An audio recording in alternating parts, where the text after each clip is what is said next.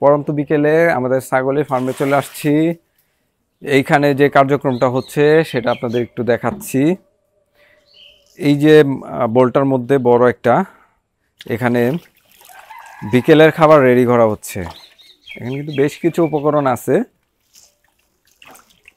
এখানে সরিষার খৈল আছে, ভুট্টা ভাঙা আছে ফার্মেন্টেশন করা, সাইলেজ আছে, এছাড়া DORB, rice polish, vitamin premix, calcium, minerals, আরও অনেক কিছুই আছে। মোটামুটিভাবে ছাগলের শরীরের সুষম পুষ্টি ব্যালেন্সের জন্য যেই ধরনের উপকরণগুলো দরকার হয়, আমরা চেষ্টা করি সেই ধরনের সবগুলো উপকরণ যেন সারা বছর আমাদের ছাগলগুলো পায় সেটা নিশ্চিত করতে।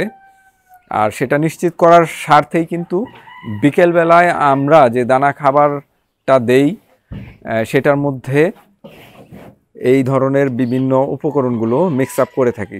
যেমন মাল্টিভিটামিন প্রিমিক্স, এরপর হচ্ছে ক্যালসিয়ামের সোর্স হিসেবে ডিসিপি,